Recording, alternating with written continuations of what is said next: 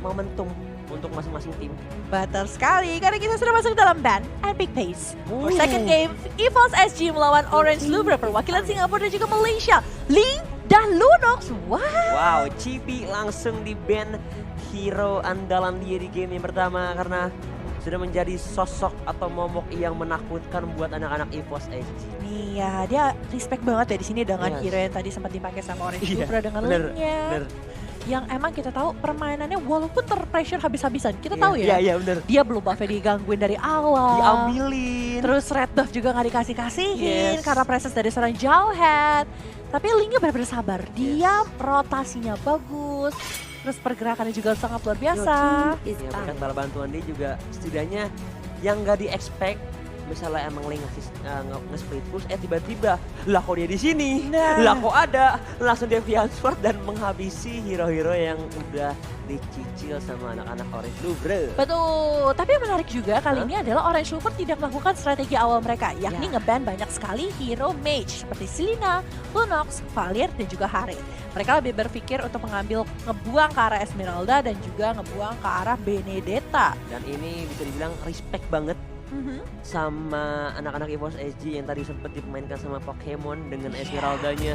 Itu gokil banget sih. Gokil banget sih, bisa dibilang super tanky, damage dealer yang sangat luar biasa. Bener. Bahkan kalau mau nyisir ke arah backline itu bisa banget buat ngehajar seorang aim yang beberapa kali itu menjadi incaran yang empuk untuk seorang Esmeralda itu sendiri. Betul banget. Tapi kita lihat lagi dari Orange Louvre. Satu kali ban lagi setelah EVOS SG ngebuang ke arah seorang Valier yang kita tahu. Dengan Valier berarti EVOS SG mau main hero-hero dive nih.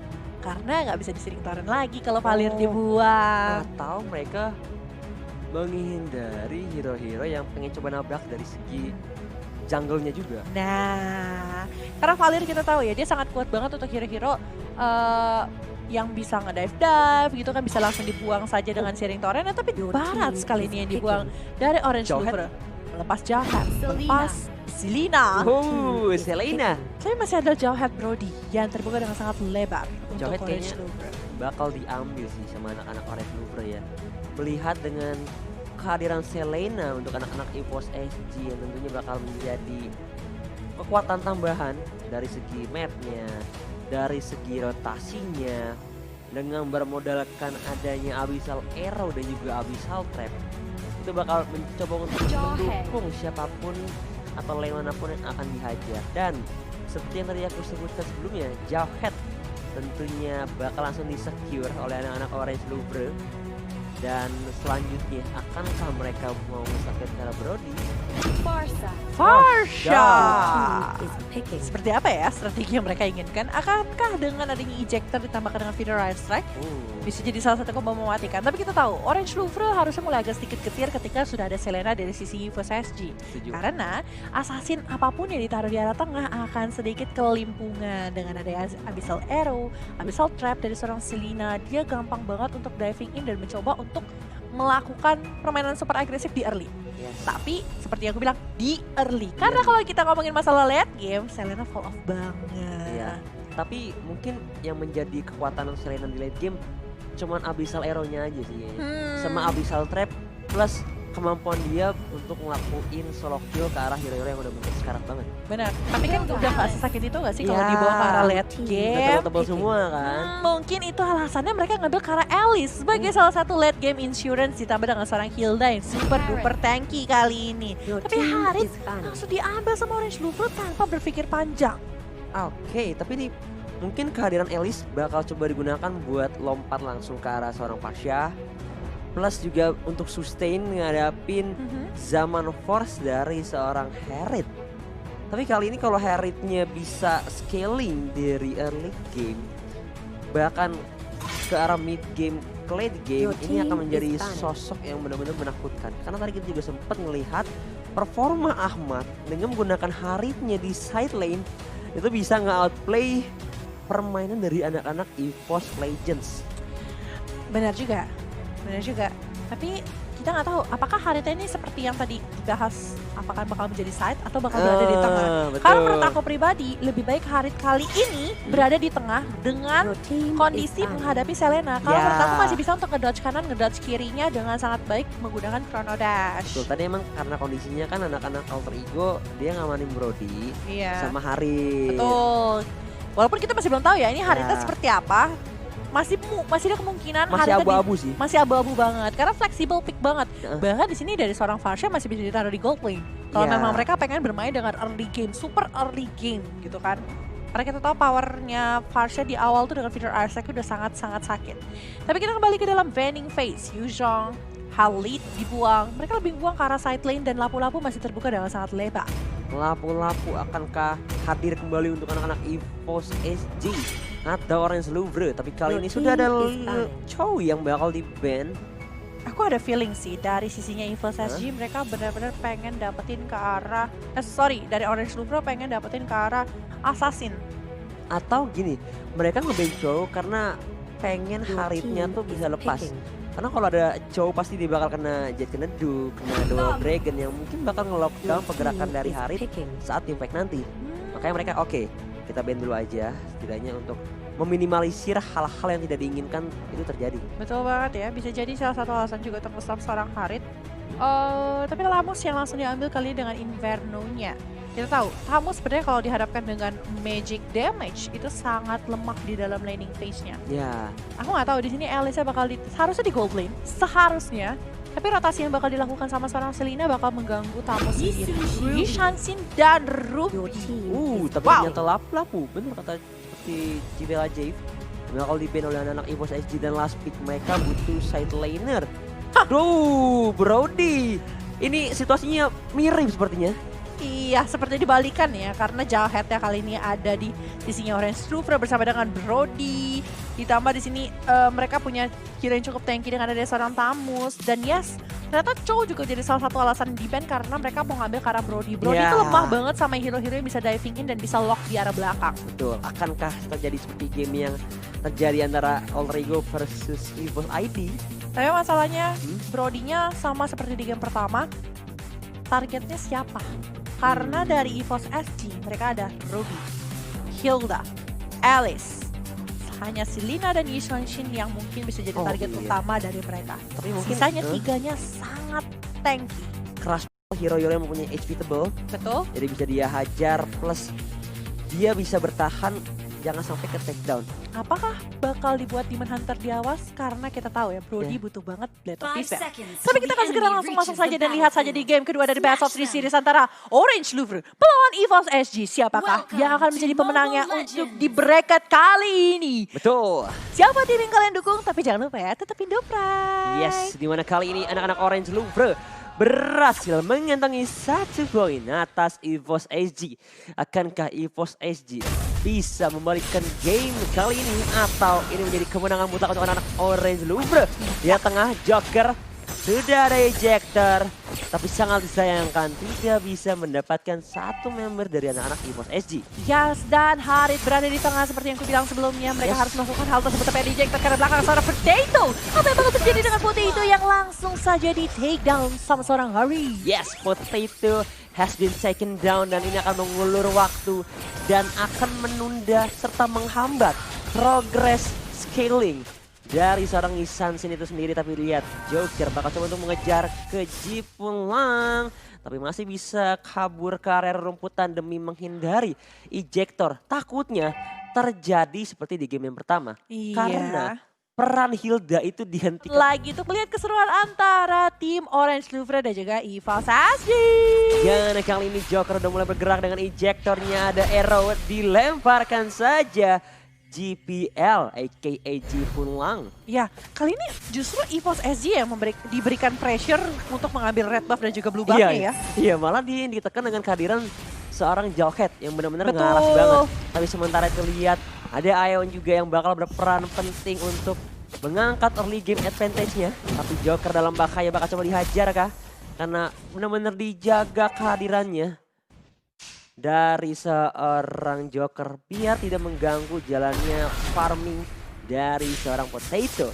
Tapi kali ini masih berputar-putar saja di area tengah. Dan di area bawah, Neo mencoba untuk sedikit nge-zoning out dengan adanya bala bantuan dari seorang Aim. Tapi ternyata Ion berhasil mendapatkan 1 point kill ke arah seorang Joker. Tapi kali ini di arah bottom lane dari seorang Potato mau nge-secure ke arah Little Crab terlebih dahulu demi bisa menambah pundi-pundi gold dari menit-menit awal. Tapi kali ini kita melihat adanya cukup atau update Ansel. Waduh. Padahal kita nggak main. Info aja info Ya kan. Tapi Pokemon kali ini cukup bebas banget kalau menurut aku dapetin gold yang cukup banyak. Dan dari seorang Neo yang mengambil ke arah Flicker. Oke, ya. Nggak ada Purify, cuma ada dari seorang Im. Ada dari seorang Pasha sendiri. Berarti dia pede buat ngejaga positioningnya sih. Biar setidaknya jangan sampai ke pick off sama hal-hal kecil yang berakibat fatal dari seorang Ion ataupun JPL.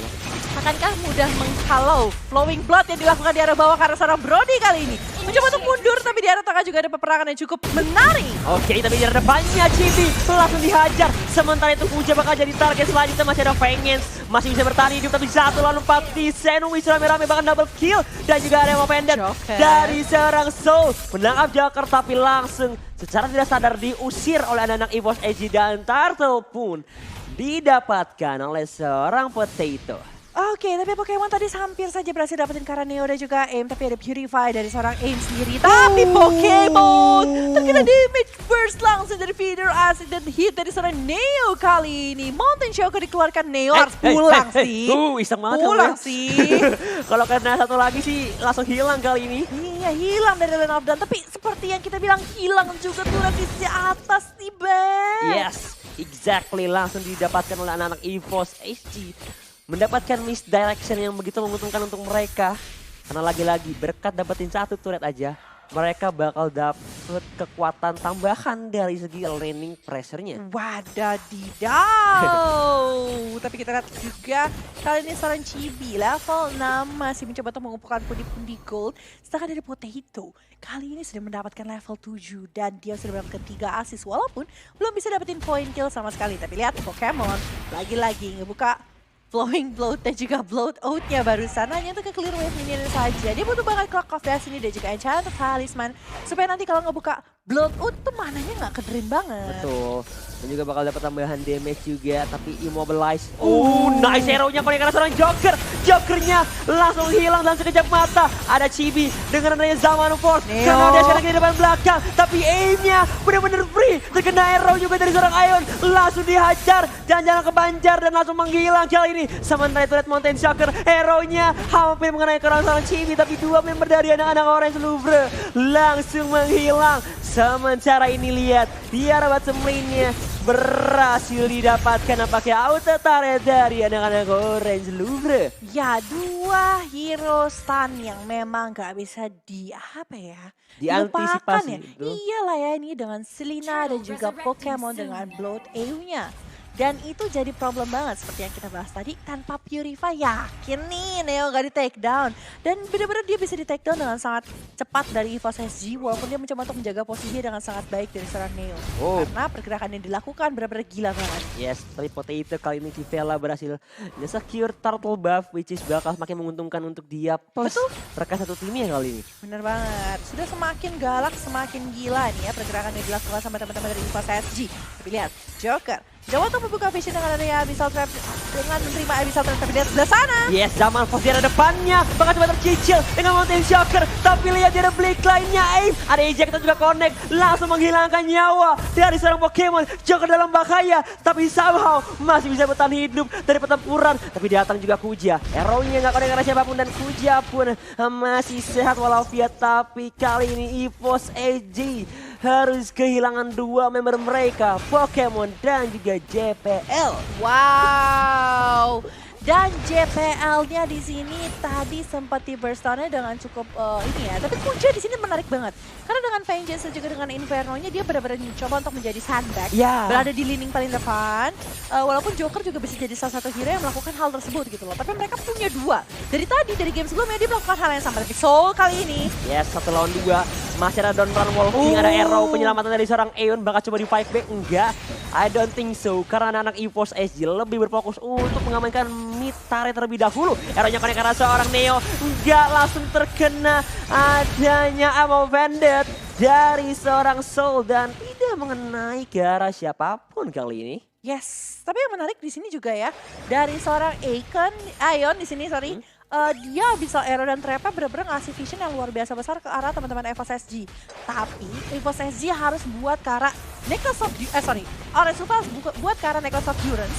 Kalau nggak regeneration dari EVOS SG itu bakal menggila banget dengan adanya Soul, dengan adanya GPL, Pokemon. Ini mereka harus segera mengantisipasinya gitu loh. Ya, karena lama-kelamaan bakal makin menyusahkan ya. Bener. Oh, di arah depan ada sedikit team fight dari seorang Pokemon. Arrow-nya korek karena seorang Joker. Masih ada slot misil. Ejector tidak bisa menyelamatkan diri dari kematian. Tapi Pokemon di arah depannya bakal jadi sandbag. Dan instantly down oleh anak-anak Orange Louvre. Dan terjadi pertukaran 1-1 yang terjadi barusan. Tapi agak sedikit keuntungan buat teman-teman dari Orange Louvre karena ini tank ditukar dengan offlane ya. Tapi Yes. Kuja bakal jadi ditargetkan kali ini. Vengeance Inferno mulai dibuka, tapi apa yang bakal terjadi kali ini? Yes, akan coba dihajar. Terkena stun dari seorang Soul. Masih ada seorang 4 memori, tapi malahan dari seorang Kujanya finally taken down. Wow. Chibi pun datang. Ada juga Joker ejector dan lagi-lagi mereka menunda karena berhasil setidaknya dapetin satu dari anak-anak Orange Louvre, which is Kuja.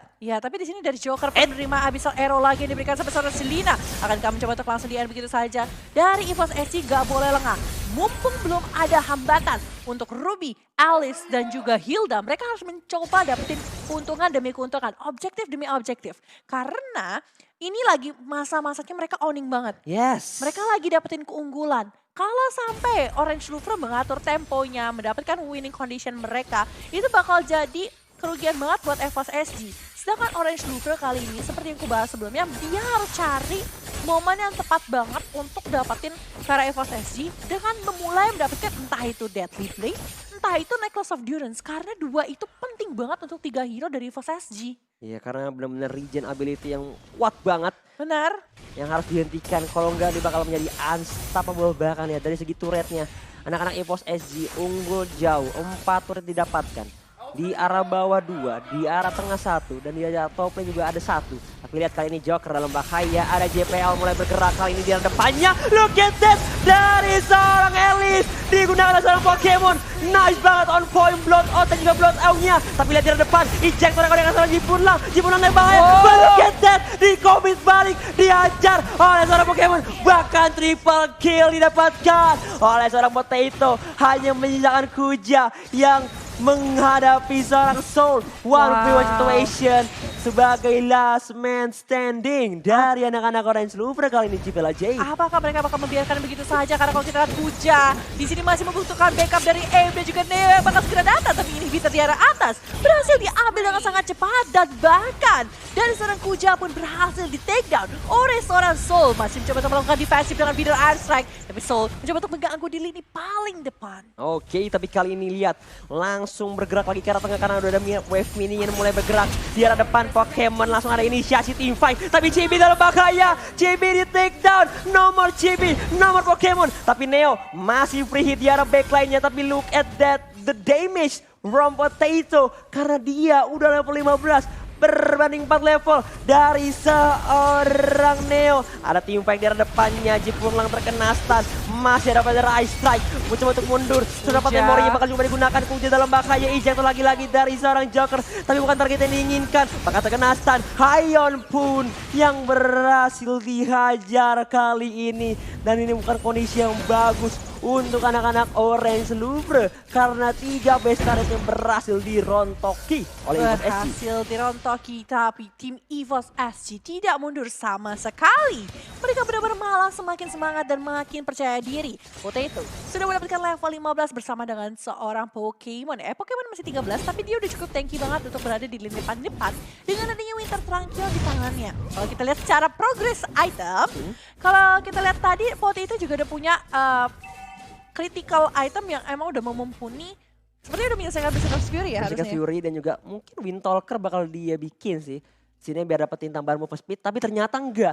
Dia fokus ke arah DHS. Wow, dan juga Demon Hunter Sword ya. Demon Hunter Sword dan juga Blade of Despair ya. Betul, dan juga Immortality. Mungkin nextnya bakal ke Endless Battle sih, biar at least dapat tambahan lifesteal dikit lagi. Betul. Biar dia makin sustain di arah team fight. Tapi lihat, kalau dari seorang Soul, dia udah benar-benar sustain banget. Udah jadi Oracle, udah jadi Huskclaw juga.